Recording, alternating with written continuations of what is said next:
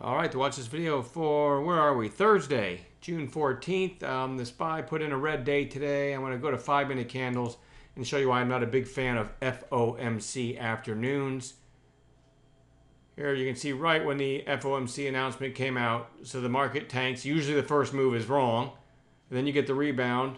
Then it goes lower. Then it ends up coming up, getting higher than when the announcement came out, ultimately to roll over and close at the lows of the day. To me, this is just too unpredictable. There are people that live for post-FOMC announcement trading. I suck at it, so I usually just sidestep it. Had a nice morning. I'll slide over an example of the teamwork in the chat room.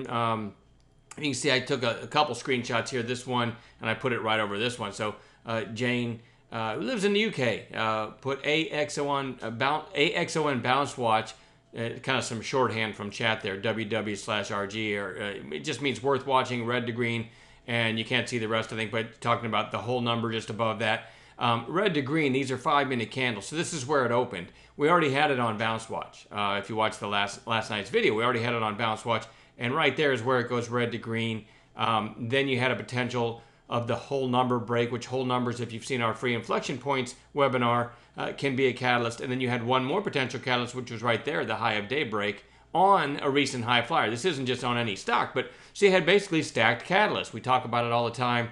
Got long ride in here. We got the 4 break. We got the high of day break and had a nice move. And you can see on that particular trade alone, I made $728.10. But, you know, we watch a lot of stuff throughout the day, so I might have missed AXON had I not seen Jane's post, which, by the way, in our chat room, you can select members or moderators, whatever, put them on your hot list, and then get an audible alert when somebody on your hot list posts. So it makes it so you don't have to stare at chat. It's a great feature of the chat room.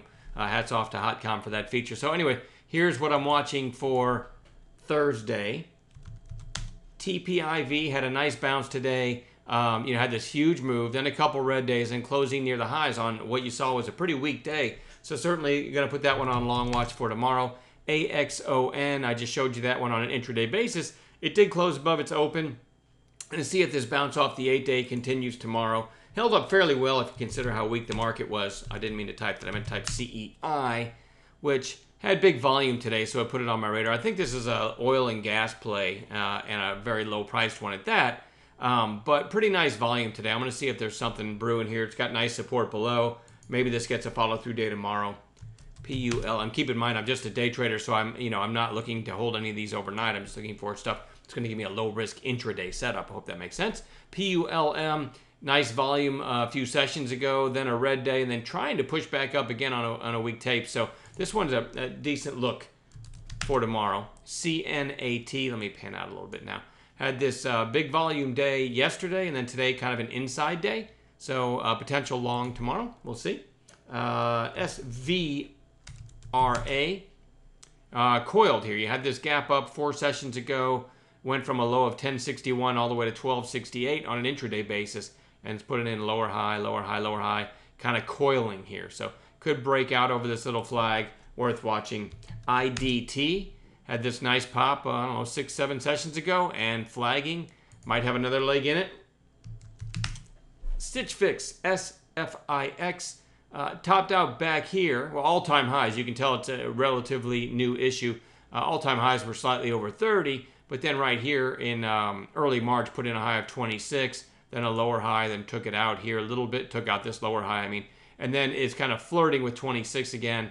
This one, if you watch it trade, it definitely has kind of a relationship with whole numbers. So a breakthrough 26 tomorrow, certainly worth watching if it sets up well. VTGN gapped up here, sold off, gapped up here, sold off, gapped up again today, sold off. But again, I like this over $1.60, so let's keep it on our radar. VKTX was kind of flagging here on the daily and tried to break out today. And again, in a weak tape, it gave some of that back, but certainly worth watching for another long setup tomorrow. ENPH. This one gapped up today. I actually made a call on it this morning. I'll show you. I said this is interesting back through the whole number 6 that it might. Said if it breaks this whole number 6, it might take out the high of day. And if you're a day trader, you can see the merit in this call because these are 2-minute candles. So once it broke 6, within 4 minutes, you're at 623. Very nice volume, a lot of liquidity, easy to take some money off the table there and make a few bucks. It ended up rolling back over, but as a day trader, even in this 4-minute segment, you could have made nice money. Anyway, back to the daily. Held up fairly well, so we're going to watch that one tomorrow. And then VSTM had on bounce watch today, and then it gapped up. But if I switch to 15-minute candles here, you kind of have a little bit of a curl back up going on. I kind of like it over today's high, maybe over 575. We're going to watch that one as well. We'll add some gappers to this list in the pre-market, and that's plenty to watch. You go to the chat room page on the website if you're not a member. I think most of you are members, but if you're not a member, check out our June special.